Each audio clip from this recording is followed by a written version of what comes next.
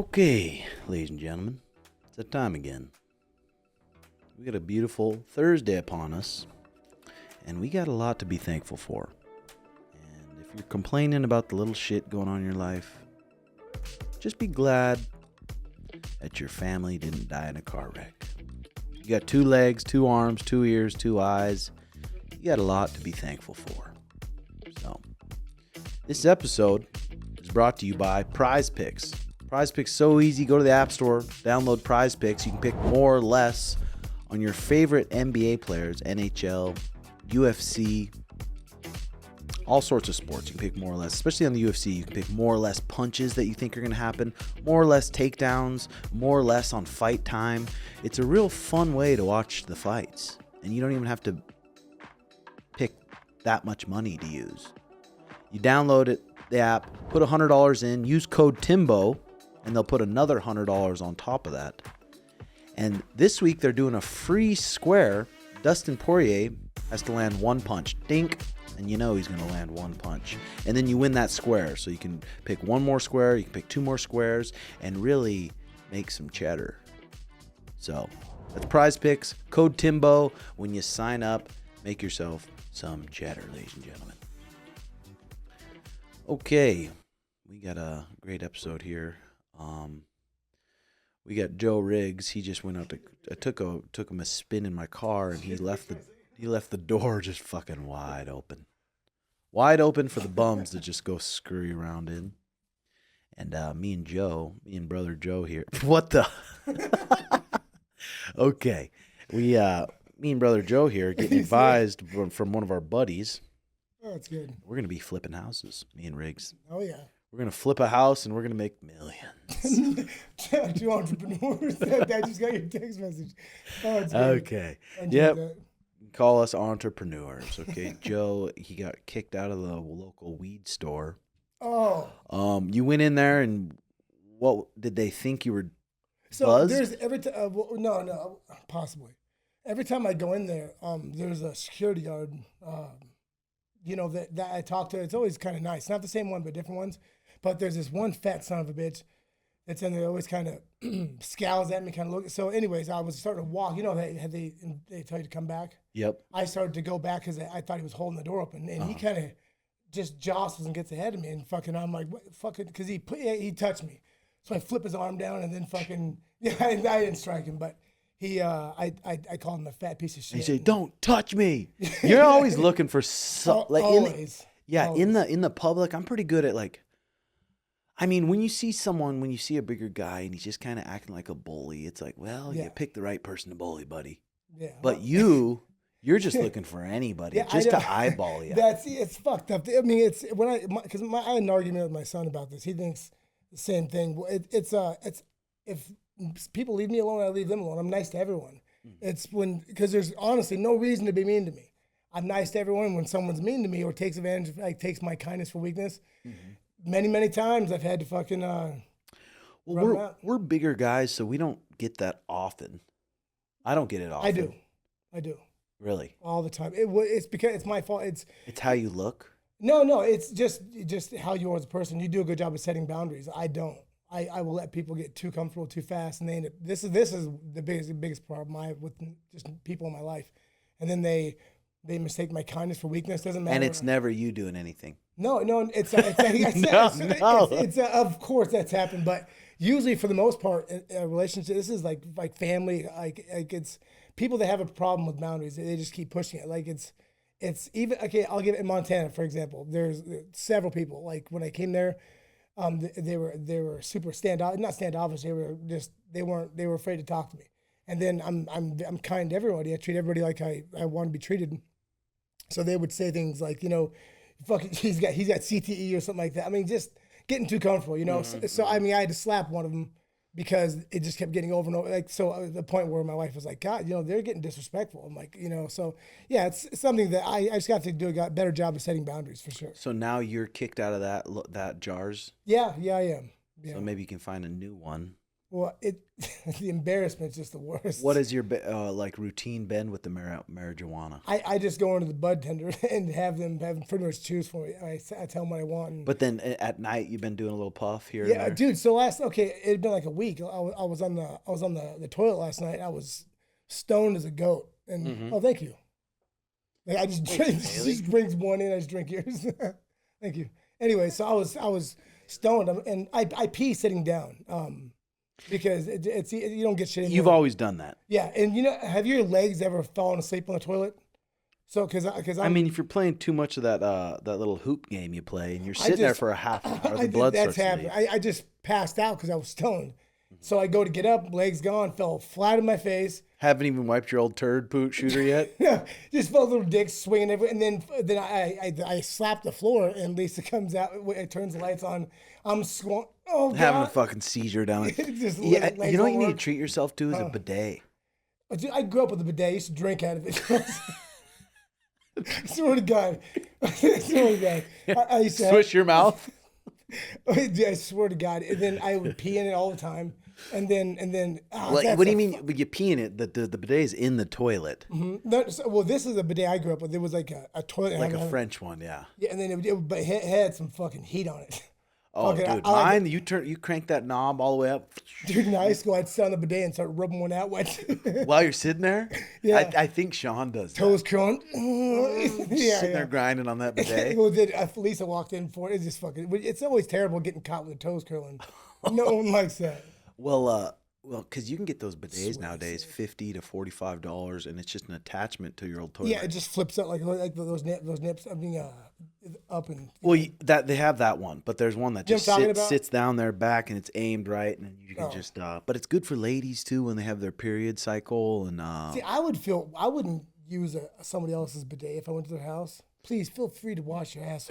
I don't know. That's my. You'd rather just smear it. Dude, when people talk about, you just take toilet paper and smear it around your ass, it does sound fucking primitive and gross. You know, yeah, dude, yeah. I got such a velocity of ass hair, so a mohawk. Yeah, a red hawk. Yeah, just fucking. Ew. Dude, it's fucking. It's. But sometimes you'll get a dingleberry too. Dude, why do I even say these things? Yeah, that's why. But I always you have to hop in the shower for something like that. The cleanliness with a bidet is just way. Yeah, it's second different. to none. You can drink out of it if you want. Yeah. You need to rinse your teeth. You should just wash the shame off you if you ever need it. Yeah, thankfully I've never had any big explosions, like pooping myself. Have you like had any bad ones? I'm sure you've had multiple. You know I have. Yeah. But I shit my pants in the hospital. No, with that one. But what's one where you've kept it in there, had to keep it in there for a long time and just act normal? In high school, I was at a party and I had to shit, and I never liked to go shit in public places in the first 2 years in house because after that I would just shit everywhere. But I ended up getting drunk, falling down, and when I was on the ground, I shit myself. I woke up, I had to drag myself out of the party. It was just embarrassing. Yeah, but. If you come back from that, you can come back from anything. Yeah, it's almost. true. I don't know how you could have came back from your dick falling out when they pulled your pants down. Fucking little carrot My bush. favorite story ever. We got a big one this weekend. We got UFC 302. I got one of my guys, David Clay. He's fighting an MMA bout. So we're going to go there. And I texted the promoter to get him early on the card. They're going to get him early on the card. We're going to head back to my place and have some sourdough stuffed crust pizza. When the last time you had stuffed crust? I've never had. You've probably had it before in your life. Stuffed crust pizza. Yeah, just because you accentuate the word doesn't mean I'm going to, yes. Well, okay. Yeah, it brings me back now. No, I've never had it. We never could afford it as kids. It was something that was, it's probably fucking true. Yeah, it's extra 50 cents. God, why? Yeah. Local man just gives up.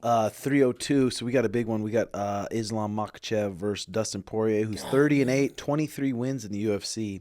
Both southpaws here, and Dustin's 2-2 in his last 4. Islam's on a huge streak. And Let me ask you this: What do you?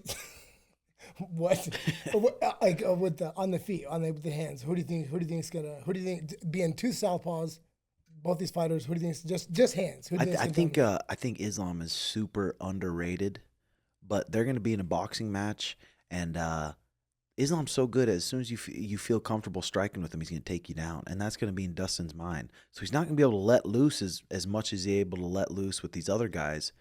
That's the point. Just start piecing up because he's got it in the back of his mind. As soon as this guy changed levels, I have to respect it. Everybody's terrified to be on the ground with that guy. It's Yeah. fucking, it's like Khabib, but it's one. So Dustin's a right-handed southpaw. When Is he? Yeah. When two southpaws fight each other, just like two orthodox people, whoever dominates the jab usually is going to win. So that being his dominant hand and that check hook, he doesn't have to really reach and extend with it. I think that's going to help him, but I don't know. That Islam, though, he shoots on the inside on southpaws. He's got good timing and fucking distance, man. He understands that super well. I would love to see Dustin get it done and just fucking put that Russian down, dude. I'd fucking die.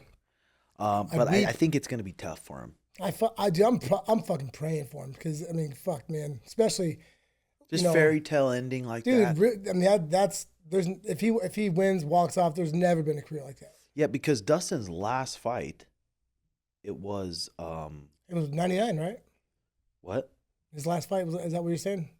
No, his last fight was who? Justin Gaethje? Was it? No. He fought in 299. What was that? What's that one guy's name? Yeah. Benoit. Yeah. Benoit. Yep. So he got that one done.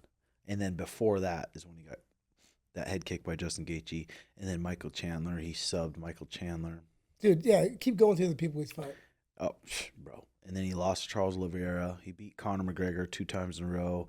Dan Hooker. Lost to Khabib. The fight could be different, though. It's like he lost to Khabib. Where was that fight? Does anyone remember? No, I don't. In Abu Dhabi? Was it in Abu Dhabi? I believe. Was that during, that's 2019, September 7th. So that was before the COVID, right? Yeah. 2020 was the vid. This fucking Wi-Fi at this joint, dude, pissing me off. It's starting to I may pay like $260 a month to have some decent Wi-Fi in this joint, and it's just shit. You struggling, Garrett? Oh, my God. It is Abu Dhabi, so I wonder when Dustin went out there. Because, dude, you travel across the world like that. If you don't do it multiple weeks before, you're fucking up. Is that what the fight is? No, this fight, that's where it was against Khabib. And this fight is in Newark, New Jersey. So, God. Who knows? All it takes is Islam to have an off night and fucking Dustin to crumple him. I fucking hope so. I really do, man. I do too. But if you had to bet money, if you had $1,000 to put on it, where are you putting it? Yeah, of course. Fucking it does. Usually, whoever I choose loses anyways. I'm about the worst fucking person to pick, but yeah, it's the stinky Russian, right? Yeah. And then who else do we got here? And then we got the Paulo Costa. Oh yeah, Sean Strickland. 5 rounds, 2 boxers, 4-ounce gloves. That's gonna be a good fight. Both guys try to push each other back, but then when Sean Strickland fought Jared Cannonier was the one pushing him back. Yeah, he's not. He doesn't have an unstoppable form. He can be pushed back for sure. Mm-hmm. I think I would like to see Strickland win, but I think Costa's gonna win. See, I think the opposite. I want to see Paulo Costa win, but I think 5 rounds it's gonna be. Oh, I didn't factor that in. It's going to be different. Paulo Costa's so strong. He's got so much muscle. He's so explosive. Sean Strickland stands there flat-footed. He can box like that all day. When he fought Izzy Adesanya, he could have went 5 more rounds. Yeah. So if I had to bet on that one, fuck.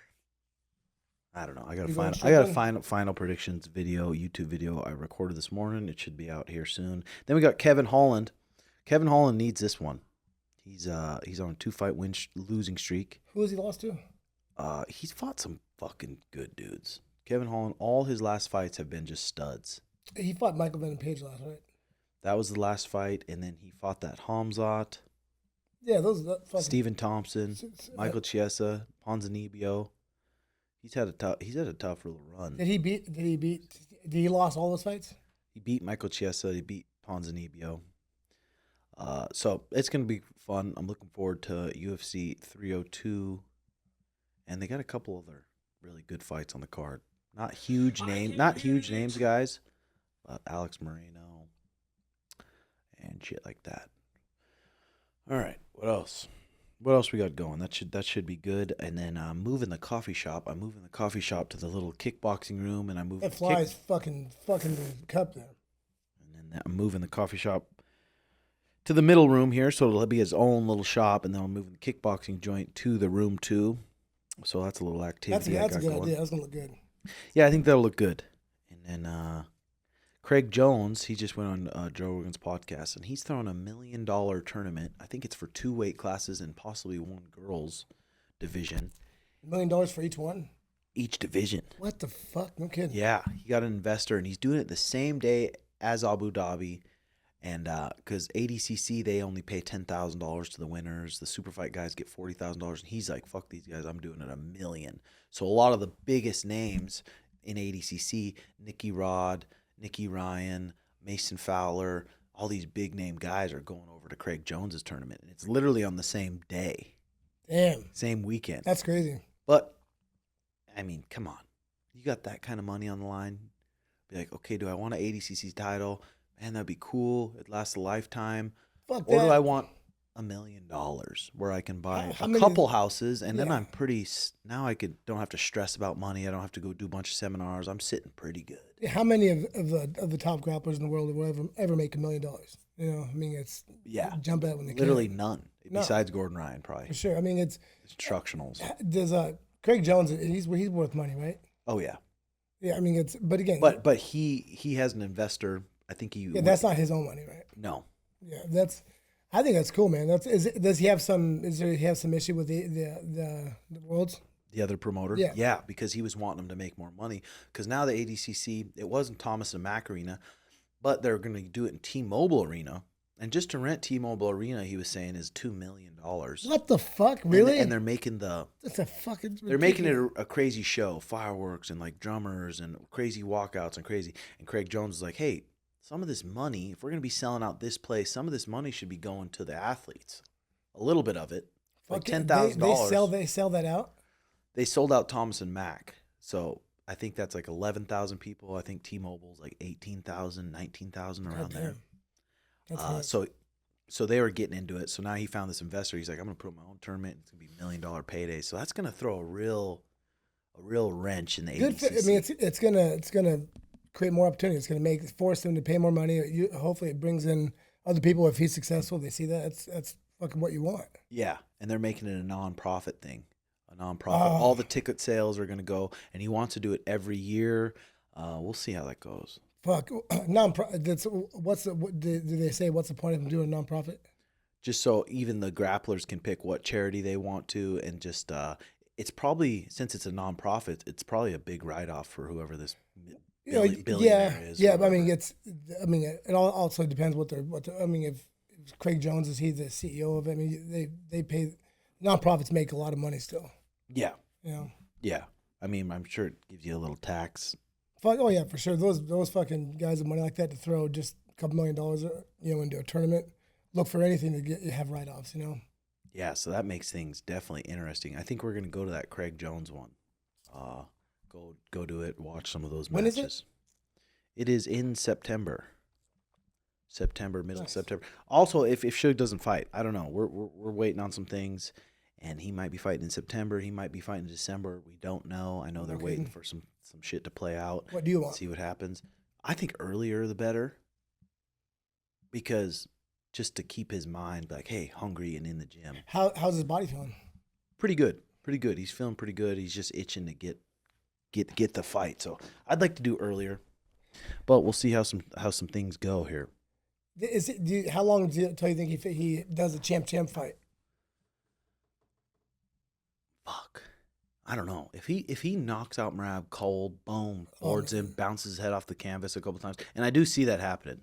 We were watching more film on him the other day, and then we're hitting mitts. We're like, God damn it! The way that little dude overswings, he lifts up his chin and he forces things, and it's a big cage. Okay, he does. He forces things, and he's never fought someone with the length of Sean, the length and the distance. So Merab's gonna come in there, and he's gonna. He is a tough fucker though, dude. But it's a bad fight for him, man. I mean, if you look at it and you look at Sean's strengths and things that he does bad, it's a bad fight for him, honestly. It really is. And people don't know how good Sean's ground is. People don't know. Yeah. He's fucking, his jiu-jitsu's fucking, he spent just years just straight doing it when he was off. Literally years of doing it with Taquino. Taquino's the best. Yeah. I mean, that fight could go both ways, but Sean's gonna show up, and that That little dude Kid always shows needs up, to take him down. And if you need to take Sean down and you're that short, easier said than done. You may be sparring people and you may be taking down these people, but when you have an athlete like that in front of you who's so fast left, who's so fast right, who doesn't have any rhyme or reason what ways he's going and what stance he's going, and he's so fucking hard to finish takedowns on. Way harder than you think. It looked a little easy against Peter Yan because on the Peter Yan fight, it's like Peter ain't gonna shoot. He ain't gonna fucking shoot. Hi, Janie. What you doing, baby? Did you get some paint? Right. Janie, you want to come sit with me for a minute? All right, come here. I'm right. You come. Yeah. So that's gonna be good. This is our baby, Janie. Hello. And she's a good kid here. Good kid. Likes snacks, isn't that right? You like snacks? Does it make you guys want kids when you're around them? Yeah. Well, we got 6 new kids, and they're chickens, and Mariah loves. Oh, you didn't even tell me how that fucking panned out, dude. Sorry. I was stressed about it because I'm like, the guy's like, well, if they're really stressed out, they won't lay for 5 to 6 days, and I wasn't sure if these chickens were beat down and haggard, but they're beautiful white chickens. Are they really? Mariah fed them some elk heart, some raw kefir. Fucking elk heart. Heart. These chickens they eat like well. fruits. They're already very comfortable with Mariah. They're eating out of her hand and already laying eggs. You want to go? Okay, good to see you. Good day here. It's good to see you. Already laid 6 eggs, dude. Just beautiful eggs. Like, they're good. Yeah, they're sweet. And we let them out of their cage for a little while, and then they go back in their cage. And my poodles are nice to them, and just a nice little additive to the farm. I want to have you guys over for some steaks. For sure, man. I want to see those chickens, man. That's crazy. Yeah. Do you guys have a rooster there or no? No rooster. You guys don't have the rooster to keep them in line? Is that what they do? Uh-huh. Yeah. They keep the flock in line? Yeah. And they're just fucking them all? Yeah, they fuck all of them. Do they? They have a rapist wit. Every rooster does. They're just bastards. Yeah, but they'll. What's cool is like I would go to my friends, and they had a chicken named Tuffy, and this motherfucker would be aggressive towards everybody. I'd kick that motherfucker like a dodgeball. And he wouldn't bow down to you? No, he wouldn't kowtow to anybody. He's a tough son of a bitch. He was old too. Still fucking fighting. Yeah, I don't know. Maybe getting a rooster. I don't want him causing a bunch of fucking issues though. Yeah, it does. I mean, I'm no farmer per se, but it does something for the chickens where they like getting fucked, so they lay better eggs. I don't know what it is. Yeah. Well, but then they get fertilized, so then they actually have chickens. It's the chickens do something crazy where in the 1 or 2 days or maybe less time than that, but that makes it chooses which if it's going to be a viable egg or fucking something to shit on. They don't all come the same way. I could be wrong. No, you're not. No, you're 100% right. Am I really? You're stupid. Oh, I'll go on a fucking rabbit hole and just be wrong about every goddamn thing. Who cares? Who fucking cares? Oh, fucking goddamn Google. Now people can just look that shit up. Have you been doing a good job at staying away from the pornography? Oh, yeah. Have you? No. When was the last time? Let's just be honest. No, it's been a couple hours. Do you wake up, sneak off? Sneak off? Oops. What is that, Janie? That's my cat. Is that our cat? That's my kitty. What's that cat's name? Binks, and she's a great cat. Is it Binks like fucking Hocus Pocus? Nice. Fuck you ever had a cat? Yes. And what happened to it? It turned on me. It attacked you? Yeah. I actually have a fucking, I don't know if I should tell this story, guys. Just say it. Fuck. I'm going to fucking PETA be knocking? Huh? PETA? No, yes. Yeah, okay. But it wasn't me. Okay, but it was my fat father. So, now, my mom left my dad when I was like 10, so I was a rambunctious kid, and fucking my dad, I was by myself a lot. So my best friend grew up, Zach, we were at the house, and this fucking gnarly cat fuck is Migosh? What was that? Something. But I had an empty. He was attacking me, and I had an empty 5-gallon water thing, and whacked him. Tried to. And then my dad comes in. He's like, "What the fuck's all this noise?" And I'm like, because we were kind of in a room with the door shut. And then he goes, "Oh, I see you're beating the cat." And I'm like, "No." And he goes, "You want to beat the cat?" And he grabbed it. Beat the cat. And what? That's it. I can't do it. Okay. And he threw it? All right. Okay. We're back on. He threw it? No. punted it? Okay. So and again, it's my father, not me. So and he said, "You want to beat the cat?" And I go, "Dad, we're not beating the cat." And then he holds it with his big arm, with a little arm, brings up a fucking karate chop to the back of the neck. No, ask him, puts him down, and then he goes, "Now you can beat it," and threw it over. And I'm like, and then he walks out, and I said, "What the fuck?" And I was traumatized. I'm like, bet, and then he goes, "Now throw it away," and I'm like, "Oh my God, this is a man that I could tell I've done this many." Did you want to puke? Dude, it bothered me, and then he denied it forever. I'm like, "Dad, you remember when you did that to his cat?" And he's like, "I never did." 2 months ago, he finally fucking admitted to me. Oh, not I was there, but finally fucking gave it was good to get that affirmation. I called Andy and he said next week 100%. He said 100% next week we'll bring him on, and I wonder what kind of childhood Andy had. I know exactly. He was fucking his own. My grandfather. So my dad, his arm got shot off by shock when he was like 5. So my grandfather, he brought home same kind of gun I have. It's like a pistol grip, sawed off 410 shotgun. He placed it on, and it was a single shot, it was just a single shot. So him and his friend were playing Cowboys and Indians, and fucking his friend picked up the gun, boom, shot his fucking arm off. Popped his arm off. And but then, I wonder what his dad was like. So, anyway, so his dad, my grandfather would chastise my grandmother for letting him shoot himself, and it was all my grandfather's fault. He was a bad father, it's usually, I'm sure Bugsy's didn't have a good upbringing, right? Yeah, he was just bouncing around to different relatives, and dad a drunk. My grandfather, my father's father, he didn't drink at all, nothing. Really? Yeah, nothing. Didn't smoke, didn't go fuck around with women. He just was a fucking narcissistic old bird. Oh. Hard to be. What I took you that fucking rig I got's pretty goddamn fast, isn't it? Dude, that's scary. Did you hear me going? I didn't expect. Have you been there yet? Dude, I didn't. I've never been. I've been in some cars. Some rigs. Rampage's Hellcat. That was the fastest thing I've drove since then. I mean, and I was driving that, but I was in the passenger seat with yours. Your car's faster than his Hellcat. And dude, I swear I was. Oh God, dude, I hope he doesn't get in a car accident. Man, that car's fucking fast. No, I'm gonna keep it. I'm gonna keep it tight. Keep it tight for sure. What if you get pulled over? You lose your fucking. I can't get pulled over. I don't need to get pulled over. I mostly keep it in chill mode. In chill mode, it's not that fast. It's called chill mode, really. Yeah, it just kind of just. It doesn't. It's not fast at all. Yeah. Fucking that's Here we go. Here's a James Clear article from last week. Let's take a peek at it here. 20 years from now, the only people who remember that you worked late are your kids. Probably pretty good. Fuck it with that. People need to fucking understand that for sure. Okay, so sociology professor Daniel Chambliss, who spent years researching the qualities of elite swimmers, but this can pertain to any athlete, on what creates excellence. Excellence is mundane. Superlative performance is really a confluence of dozens of small skills or activities, each one learned or stumbled upon, which have been carefully drilled into habit, then are fitted together in a synthesized whole. There's nothing extraordinary or superhuman in any one of those actions, only the fact that they are done consistently and correctly all together to produce excellence. I think that's the case when it comes to boxing, when it comes to wrestling, when it comes like people want to learn all these funky, fancy combos, but it's like, dude, have you thrown over 10,000 good fucking jabs or over 10,000 good snappy right hands where they're coming back to your face, your shoulders are up, pushing off your feet?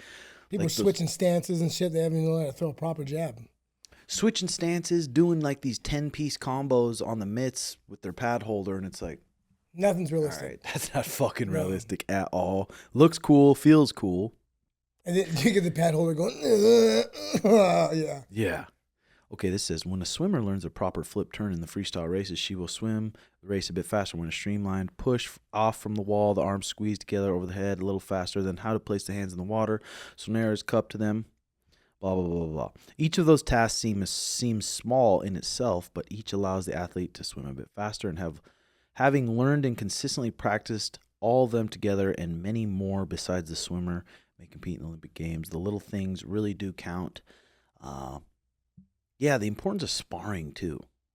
I was watching a Khabib video and he was talking about just the importance of sparring and practicing. When you come to sparring, practice like you're going into a fight. Fuck yeah, you want to be nervous. You want to get that feeling like you're gonna fight. I mean, the more you dip into that feeling, the less fucking, the less of a shock it's gonna feel when you feel that. You know, you want to put yourself in the fire as much as you can. And you're used to it every single weekend. Yep. I'm getting ready for a fight. I'm nervous for this fight. I know sparring's gonna be hard because you go in there, some gyms where they literally don't spar at all, and you know this guy's not gonna hurt you. He's not leave it out there. Yeah, he's not gonna tap you hard. He's not gonna hit you in the body hard. He's gonna really take care of you. Then you get in that fight, and you got a guy across from you who's trying to hurt you. The emotions are gonna be different. You're gonna swing different.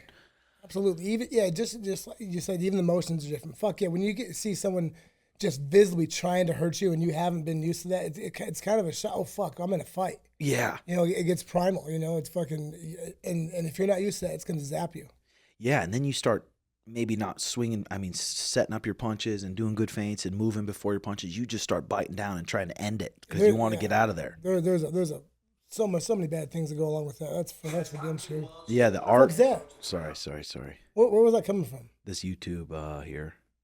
Yeah, so that's the art of sparring. The sparring is there is fucking you have sometimes too hard of sparring too, but it's so hard. You have to find the right guys, the right team, the right fucking the right pace, right time. Everything you have to do it correctly. What countries has the best genetics for fighting? It's hard to say. I mean, there's no way to tell that. All about Pakistan by far. Pakistan? Yeah, okay. I mean, dude, really, Pakistan. Where do you stand on the big gym, small gym argument? Personally, I feel in the larger gyms, you can just become a number and not benefit as much from the small tips and tricks from that, getting that personal with teachers. I mean, big gyms, you're going to learn from the partners probably because there's a bunch of good guys in the room. There's a D1 guy over here. There's a pro boxer over here. There's a good kickboxer over here. You take little tips from this guy, take little tips from this guy. You're getting all these different sparring looks. Yes. A small gym, you might be sparring the similar people, but the coaches can watch you more and kind of tell you, hey, you're not doing this. You're not bringing your hands back. You're flaring your elbows too much. You're doing this, and they can watch you a little bit more. That's so I think sure. there's good with both. There is. I mean, just like you said, in a big gym, your training partners become your coaches just as much as a coach. And then in a small gym, there's the relationship a fighter develops with the coach becomes, super important, super close. But then having a correct relationship that's healthy, they're not a predatory coach that's fucking trying to feed. Or you rarely get situations like you and Sean. And when you do, it's more beneficial for that. But again, those are hard to find. Yeah. But there's good and bads of both for sure. Yeah, I want to start bringing my athletic guys. My guys are getting pretty fucking good. I want to start bringing them like once a month, maybe to the lab or maybe bounce around, do some sparring with some different guys, just so they can keep feeling those emotions, get some different looks. They, I mean, that's the one thing that you run into for most gyms. You want to get new guys. You have to look outside your gym, mm-hmm. Whether bringing in or going there. Or if you go to a gym, you have to feel comfortable and trust them for sure. Yeah, and just be ready to be like, hey, it's probably going to be more like a fight than sparring. Yeah, that's for sure. Have you guys went to any gyms since you and Sean started working and things ever got heated? No, we always usually a lot of times pay for people. Or even here, like more so before he made it. Like did you? Yeah, guys... we would go to gyms and spar some other people. Not too much though. I mean, not too much. I like that better. I like going to places and doing the getting because that's the closest that I get to feeling like I'm going to fight. Yeah. So before fights, the more I did that, the more I would put because it's uncomfortable. I know I'm gonna get tired. I'm gonna do this or that, and then but the more you put yourself in that position, I would by far feel the best. I mean, sparring hard, you get the chances of taking a good shot, being hurt, but mentally, fuck man, there's not too much that you can replace for good hard sparring, man. For sure. Mentally, just for your mental. Mm-hmm. Okay, how about this one? When someone has top chest-to-chest half guard or mount and a wrist ride, Daegestani handcuff on you, how do you deal with it in a grappling setting? Thanks, man. I mean, that's a bad spot. Best case scenario, obviously, is avoid it and know if you build up onto your elbow, they're going to fucking wrist ride you. But if they do wrist ride you and you got a good one, you got to let go of their legs and you got to belly out and give up your back. Or you're just going to be stuck That's there what the whole getting point your of that fucking is, right? lips pounded on. Mm-hmm. No one likes a beaten lip. I do like that. Any chance Tommy will be fighting Quaylen Seliki? Tommy's fighting a kid named, I don't know if I should release it. Are you allowed? I'm pretty sure. I mean, he signed his contract. The kid's actually fighting this weekend, which I was interested to see. He's fighting this weekend, but then also in September. It's a good match for him. What if he loses? Yeah, then they'll probably have to find him a new Fucking match. boob. I don't know. Is this a good fight for him? It's a tough fight. The kid's 11-0. He's a short kid, very, very good wrestler, brown belt no-gi champion, but he's 5'6", and Tommy is a motherfucker to take down. Yeah, and Tommy is 5'11". He's got that crazy gas tank. He's tall. He's going to be very big. He's going to walk in the cage. Probably 65, close to 70. Jeez, so it's a good match. Tough match, though. Yeah. Fucking tough match. How does he do with overhands? Like, because that guy's gonna be arcing shots over his head, you know. Mm-hmm. And the kid's sharp on his feet too. Sharp really? Boxing. But Tommy's weird. He's not like lightning fast, but he's fucking hard to hit. He's got good timing, man. You've seen him box some good boxers before, haven't you? Like Billy Wagner in Montana. Billy's I think his pro record is like 5-2, but Billy, I've seen far less boxers that have like a 15-0 record. Just Billy fought tough guys. So I saw Tommy. He was at my gym sparring with Billy, and Tommy. He did 5 rounds. Billy by far got better of him every round. Mm-hmm. You know, so and Billy's fucking good. Mm-hmm. And so yeah, he can get people. I mean, that's a good traditional boxer, just boxing. Mm-hmm. And Tommy looked great. Yeah. Garrett sent me a fight announcement we got, and it was an interesting one. Kind of came out of nowhere. It was, I can't find it, but it's Michael Chiesa versus Tony Ferguson. God damn it! What? Why? That's good. I can't take it. No, that's good. No, it's not. No, it is. No. Riggs is speaking the voice of the community too. Well, God, dude, it's not a knockout guy. No, but it's more shame. Dude, fucking Bobby Green dude, Tony Ferguson's fucking, stud. I mean, it's some people hit that wall. For whatever reason, he's just not the same guy. I mean, and fuck, man, how many, God damn it, that just took the wind out of my sails. You know, it would have been worse if it was someone like some knockout guy who's so sharp. Dude, what if Chiesa sits down and went, Well, look at this. Okay, hear this. Fucking goddamn Tony. Okay, 2020, Justin Gaethje. This is when the streak was TKO. That was a bad one. That's one. That was one of the worst beatings. It kind of changed him. It looked like it fucking especially because the no crowd there. You keep being, you know, you can really. Then he takes on Charles Oliveira, next best guy, like an animal. He's bought literally the best guys on the fucking planet. Fuck yeah, for sure. Then Beneil loses. Michael Chandler, KO that front kick, remember? Dink.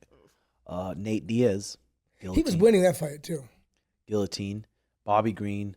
Patty Pimlet's 1, 2, 3, 7, 4, 5, 6, 7. Dude, what are we doing here? That's fucking crazy. That is ridiculous. I mean, I never want to speak ill of someone like that. What's the UFC even allowing that? If you're going to do that, more. Just let him just keep going. I remember fucking. Fucking hey, you know, I don't know. I mean, it's just because you never know what financially where he sits, but it's hard. I mean, it's going to be a scrap. It's going to be a scrap because Chiesa's he's coming off three losses too. Who he lost to? Against big motherfuckers though. Kevin Holland, Sean Brady, and Vicente Luque. How did he lose to Kevin Holland? I think it was a Von Flue choke, if I remember correctly. Really? Not 100% sure. It says Bravo choke here. But yeah, so I wonder if this might be Michael's last fight too. He said, I ain't done yet. And now, boom, Tony Ferguson versus him August 3rd in Abu Dhabi. So are they going to, is this, because I've heard Dana say several times that he's done, they're not going to keep doing that, you know. I mean, for several reasons, not just because he's not because he's not good anymore or whatever. Just, dude, people hit a certain age, man. Sometimes it could be 35 for somebody, it could be 40, it could be 20, it could be just different. And it sucks, and he's such like a competitor that he's like, he's not going to accept it. Well, he's not going to look at it from the outside. He's just stuck in his brain where he's so competitive and he's so... I wonder how, I would love to get a bird's eye view from his point of view, how he's looking at this. You know, I mean, honestly. I think the last one here we had, it was BJ Penn. He had those 2 losses to Frankie Edgar. Then he KO'd Matt Hughes, but then he lost Nick Diaz, Rory McDonald, Frankie Edgar, Yair Rodriguez, Dennis Seaver, Ryan Hall, Clay Guida. Dennis Seaver beat him? So that was a 6. But then he got fucking hammered by that turd in the street too. It does suck for these legends though, like, dude. But and what? So that's why it's so cool for Dustin Poirier if he wins this, because usually, dude, like Daniel Cormier said, we're usually used to seeing fucking our heroes flat on their back, getting drug out and feeling bad for them. That's usually how it goes. Dustin's probably pretty set on money. Yeah, but people don't do it just if he for money. Fucking drops Islam, dude. Dink. And then they're like, hey, you want to fight Max Holloway again? Do you want to fight? There's so many huge fights for him. Do you want to rematch Islam for a quick 10 mil? Fuck. I mean, is he going to say yes or depends. Is he going to say no? I mean, I would.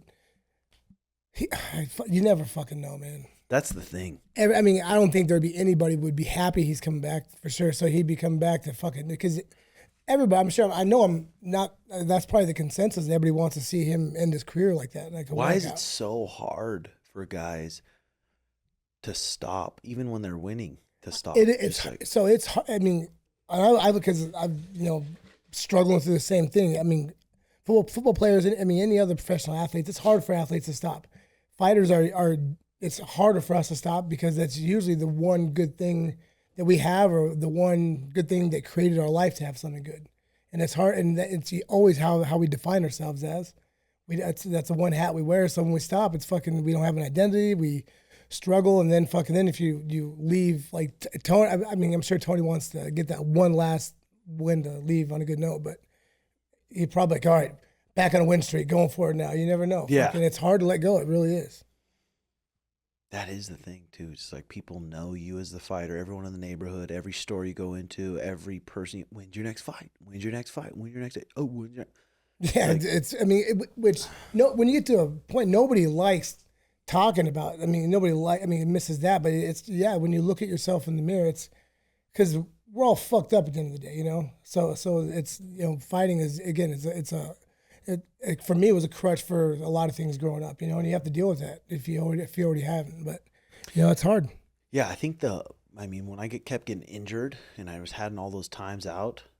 That's almost things doing it for you, Yeah, making that choice for you. Well, that's all those times off where I had to force myself. Like, am I going to really be miserable just because I can't train, or am I mentally strong enough to look at this from the outside, not define myself? Oh, I'm just a fighter. It's like, no, I'm not. I do fighting and I enjoy it, but that's not my life. That's the ticket right there, man. It's fucking hard though. But you're cut from a different cloth. You look at things a lot more from a better point of view to come to that realization. But I mean, I wish something would be, final happen to my fucking, like, lose my legs. So now you're done. Yeah, like, no, I'll get one more. You're the one-legged guy. Find the guy with one leg to have some fucking showdown with. Remember, there was that one guy when AZ was dangerous. Dude, I saw Matt Riddle. Yes. Dude, wait. Yeah. No. He had a metal leg they took off to fight and grapple. And he was still pretty good. Yeah. I remember him and Matt Riddle. No, God, that's not Matt Riddle. That's the WWE. Yeah. I forget. The funniest thing in the world. So Santino DeFranco is you know Santino, right? I love watching him fucking writhe. So if that guy's, he has a metal leg, he's like flipping, doing like wheel kicks, like on one foot. Santino's walking by. This is in Vegas. So smack him in the lips. Face down he goes, and everybody's like, oh, and I'm I mean, but I died, and then it was a hard shot. I mean, it was good. I enjoyed it. Not because anything against Santino. It was just funny. Yeah, I mean, this is an interesting thing here. Let's discuss. A friend sent it to me, and damn, it says Nick Diaz returns right here. That's about, what if they called you up and said, hey, Joe, yes, for 4 months, let's give it a rip with Nick Diaz. That'd be fun. That'd be fucking dude, sweet. That'd be motivating. Fuck, like a fight like that, you get two fucking old burnouts just to fucking, because the UFC fucking, for dude, two fighters to send it off like that. What's up? Is this fucking, okay, so it says UFC, this is MMAfighting.com. UFC Abu Dhabi's card, August 3rd, loaded up with a couple legends joining the card. One-time welterweight title challenger Nick Diaz makes his UFC return for the first time in nearly 3 years when he clashes with Vicente Luque in a 5-round co-main. What the fuck? So that's done? Damn. That's done? That's crazy. And That's then the new signed? fights were announced by CEO Dana on Wednesday with the main event previously confirmed as Corey Sandhagen versus Umar, another banger. During the announcement, White declared Sandhagen versus Nurmagomedov #1 contender fight. So the winner of Merab, Sugar, will probably battle those guys. Damn. That's crazy. Imagine Corey Sandhagen versus fucking Suge. Dude, that's fun. That's a crazy bout. That's a tough fight. Diaz booking a fight comes as a surprise, as his most recent outing against Robbie Lawler in 2021. Remember how good Nick looked in that first round, Robbie? Looked like vintage Nick Diaz. Boom, boom, boom, boom. I know. Then gassed I know out. some personal things about Nick right now. I don't know how this is possible. Bad. Yeah. He just stopped doing, he was addicted. Like, do we know, or do we just? Yeah, is it just? I mean, you see, We don't know that. Yeah, I do. Oh, you do. Yeah. How do you do? His and so I mean, yeah. I don't know. I mean, So okay. Have you said? Yeah. We don't know that's true. I was there. You smoked it with them? I wasn't there. Did you see that picture I sent you when he was all, he's skinny as fuck. He's got a sore in his hand.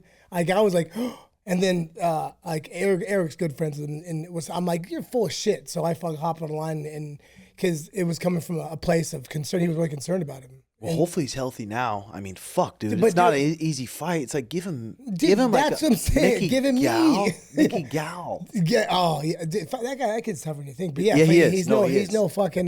He's no fucking. Fucking.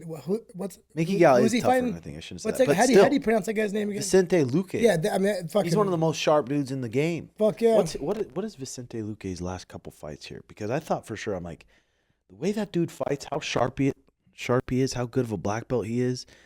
There's a Dude, good he chance just he could be fucking- champion. Dude, just a couple good outings, man. He's fucking there. That's those Diaz bros though. It's like they don't want no easy fight. That just shows you right there how badass he is. Again, he does. He doesn't want. So they are because I've seen him. Well, again, I didn't hear it right from his mouth. I mean, heard from. So it could be a rumor. If it's not, because Nick doesn't have any money, nothing. He has nothing, and that's sad. And Dude, Nick, I'm excited for him to fight. I just wish it was someone a little bit like, fuck, dude, because Dude, he is a yeah. legend. Nick has been one of my favorite guys. dude, everybody for likes a to watch him long fight and time. all that stuff. But yeah, you don't want to. That's not winning the UFC any fans by sending fucking Diaz off in a fucking sack like that. Because he's gonna get his ass whooped Well, if he fights him. he's 40 years old, and it's Yeah. 5 rounds. He will get it, dude. He will get because even when he did fight Robbie, he started putting in a high volume of punches again, but still he wasn't. Nick's never been fast, never had that fast fast twitch muscles. But He's the type he's got to eat a few shots to give a few. yeah, for sure. I mean, Dunk, dunk, then dunk, he's got dunk, that bing, forward bing, bing, pressure. bing. It's real hard to deal with. Fuck, it's suffocating. But but that the things that made Nick great. Those are the things that leave you when you get older. So I just don't like that grit and heart that he had doesn't have anymore. He stopped fighting because he broke his nose. That wouldn't happen. Nick's most recent win was in 2011 versus BJ Penn. That's when you just say that, that's just crazy. Because BJ was 2011, in the middle of his hammering too. That's 13 years ago. Fuck. And now you're going to come back and fight Vicente Luque. God, I'm an old fucking man. I'm an old fucking man. When I hear how that's crazy. It's time we start accepting it. It's hard. It's really hard. When you get up and you go, Oh, my back. dude. Last night when I woke up on the floor, my leg wouldn't work from on the toilet. That was hard. My wife coming over, hey, you okay? Oh God! Now it's fucking 8. She's like, your legs give out. She didn't even know like the feeling went out my legs. She just thought my legs gave out. Like I'm an old fucking man.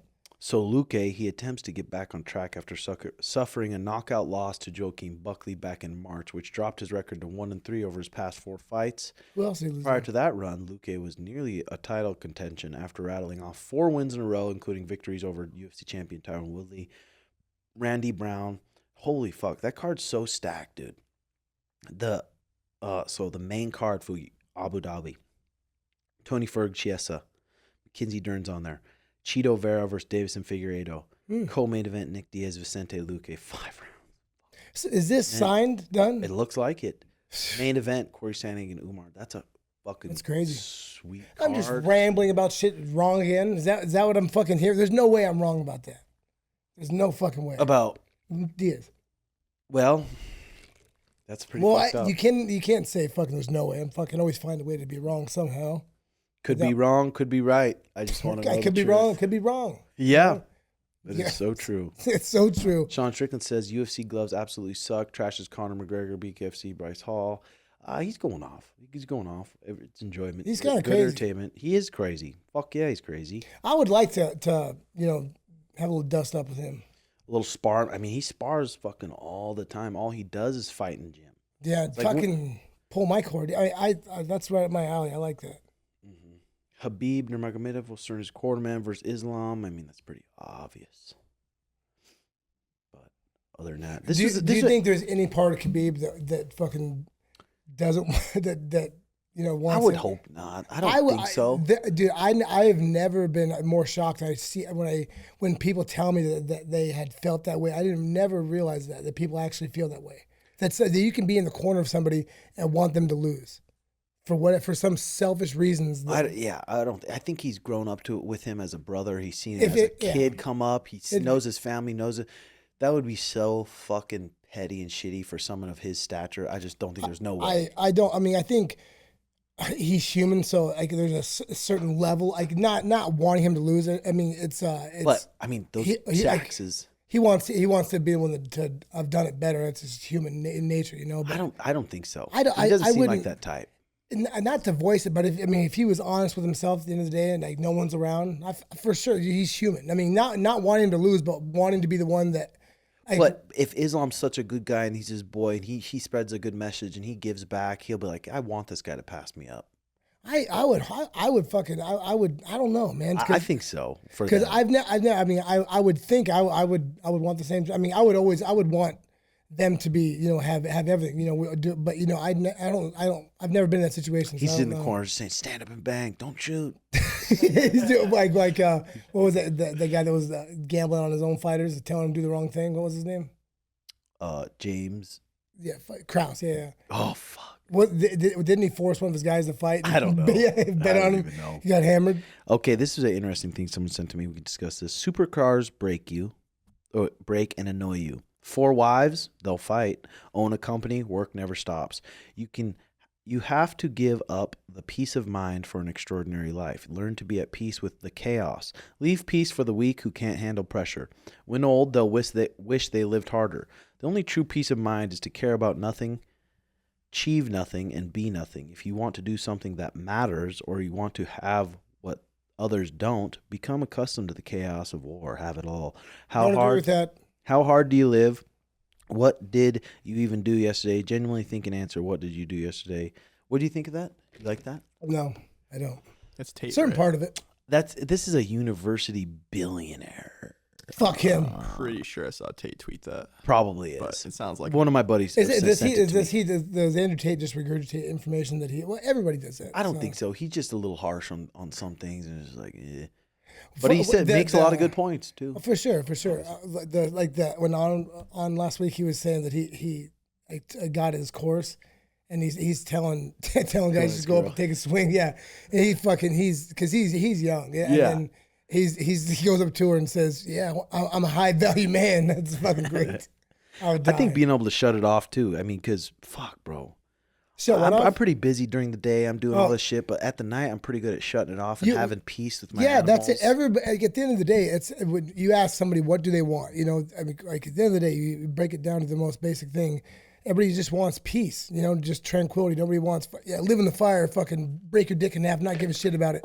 Fucking nobody wants it. No, everybody wants to be fucking happy and just carefree, man. Mm-hmm. There's people that sacrifice a lot of fucking money and a lot of things to have that.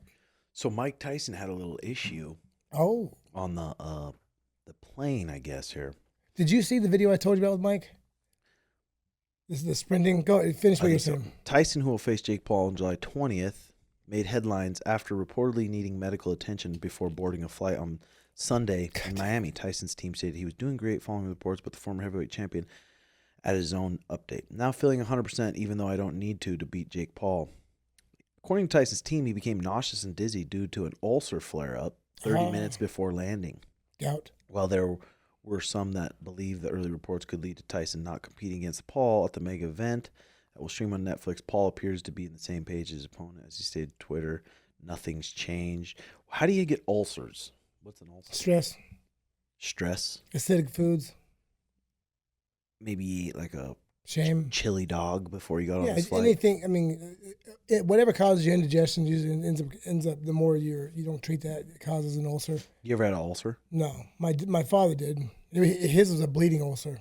Ugh. Yeah, he would throw up blood, he'd shit with blood. God, he'd leave those nasty ass turds in the toilet so I could see him. Big 2-foot log with a tip hanging out, turning black. God, there's something to be said for a piece of shit with the air hitting it. That's horrible. So now, why didn't they make Nick Diaz versus Tony Ferguson? Again, that's I didn't think of that. That's fucking perfect. Two old birds fucking out there, not in their prime, but they have a huge following. Let them fucking do it. I mean, that's a good fight. That's a great fight, and fucking Nick said probably no to that. He's the type to be no, I ain't doing that. Again, you could be right.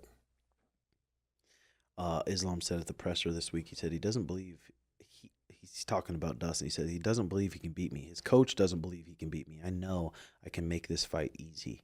God, those fucking Russians, dude. Daegestani cocksuckers. That was a little harsh. Yeah. You know it. It was. Why'd you tell me to say that? I didn't.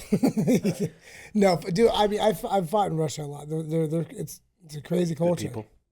Yeah, well, they are. They're all good people. They're all they have good morals. They're family oriented, savages. What else we got? Anything, Garrett, that we're missing, or we got pretty good here? You see the lawsuit between Logan and Ryan Garcia, and that Ryan Garcia went on and apologized for it. Yeah, because Ryan Garcia says I'm close to $1 billion or something, and Logan said, "Good luck, I'm coming for it all." And Logan probably has good ass lawyers, and they probably had a good. How's that getting out of that fucking crypto thing? I hate that motherfucker. I mean, you never met him. No, I did I have met him. Nothing like you've sat down and spent time with him, Yeah. But I've sat in the bushes and really dissected him, when we're watching him. I'm just kidding. No, but he just seems like a boring piece of shit. Who the fuck? I have respect for his brother Jake Paul, but he obviously wants him to lose. I mean, he just seems super narcissistic, and usually I don't fucking fly off the cuff like that. But yeah, I do. All the run-ins I've had with him, he's always been super nice. Overly nice. Not overly nice, but making sure everyone around's taken care of, and never like too much of like an egotistical douche. I mean, I haven't been around him that much, so you don't really know. How many times have you met him? Probably like four times we've hung out a little. And always the same? He's always been nice. I don't know. So it's hard for me to judge him in that way. God, that one time, this is highlights of Kevin Holland popping when he fought Stephen Thompson. Took him down on top of him. Good black belt. Kevin Holland just lets him up. Fuck. That was a great fight. Came up out of nowhere. But the lawsuit first, I'm sure.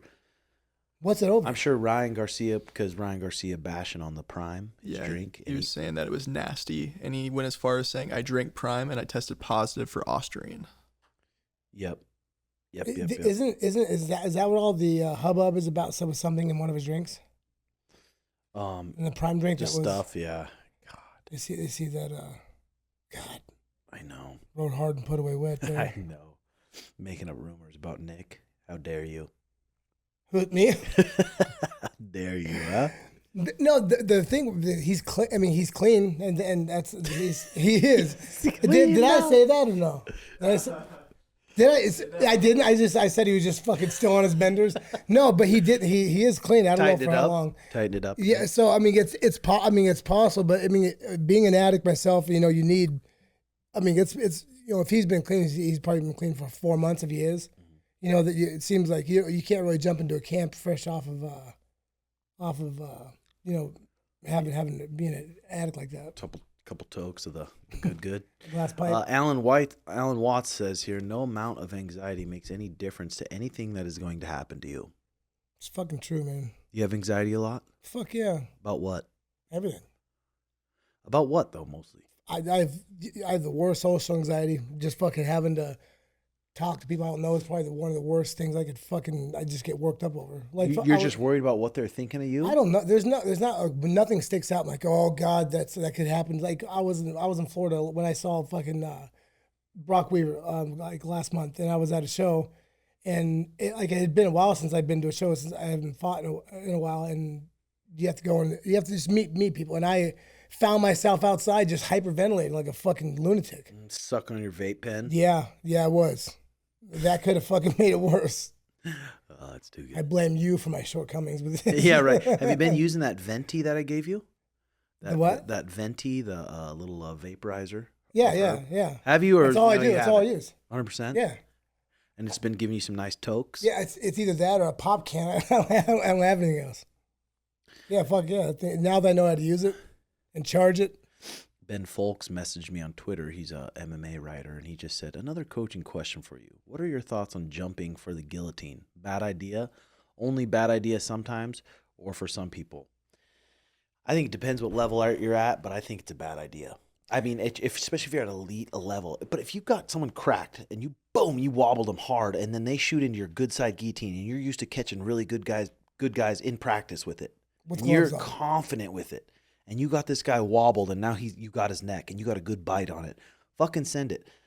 You saw it against Conor versus Dustin. He grabbed a guillotine, and he kind of was like, you could see him second guessing it in his mind, and he kind of fell for it. Dustin's expert with the guillotine too, so he passed it the right way, and put Conor in a bad spot. But I'd say no. I'd say no, depending on what level you're at. For sure, and even depending on where it is in the round, who you're fighting. I mean, yeah. if it's because if it's a good guillotine, you're not gonna. It's not a blood choke. You have to wait till air runs out. It's gonna force it. So if you like you said, you have a good bite and you feel it. It's close to the end of the round. And how much you trust your ground game? Do you really trust yourself that you can get up? Or do you really trust your guard, that you have a good guard and you can threaten some things and then you can get up? Or are you shooting this guillotine praying you get it? And if you don't get it, then you're going to be stuck underneath this guy getting your face beat in. And you're fighting a savage. You're fighting someone that just really drops bombs or they're just really high-level black belts. That they've been in 10,000 guillotines. Yes, for sure. So I'd say it's all different. But then you see people get guillotines all the time, so it's just different scenarios. But I say for Dustin and Islam, don't grab that guillotine, dude. Fuck no. Fucking sprawl, wrestle, circle yourself to the center. Fuck yeah. Grab the guillotine, flop for it, burn your arms out. He pops his head out. Now he's got a good guard. guillotine. Yeah, really good. But and you don't think those Russians fucking know that? And if you like, how is your guillotine compared to from practice to a fight? Because you got a nasty guillotine. I got a really fucking good guillotine. I've caught some really good black belts in it, and it cost me that match against J-Rod, the J. Rodriguez kid. Oh, yeah. I flopped for the guillotine because I'm so confident and I hit so many people in it. But that kid is so good at getting out of guillotines. He went against Pedro Marino in the big 80cc show, and Pedro Marino's got probably one of the best guillotines out there, and the kid just flipped his fucking head out. He's just really good at slipping his head out. I don't know how he does it. Before you got to your back, was he already popped? As soon as I had a good bite, my legs over the top, I'm like, oh, he's fucking done. And he popped to his feet. He did something weird, popped out. But if I would have went to my back, it would have gave him 2 points. But in ADCC, if you turtle up, then it negates the points. So as soon as he popped his head out, I got to my turtle position. No shit. And that's what cost me the fucking match. So it's hard to say on the old guillotine. But I always listen to Taquino. He's the master grappler. He's one of the best grapplers to ever do it. I studied Marcelo Garcia too, another one guy. And he always talks about you need to sprawl first.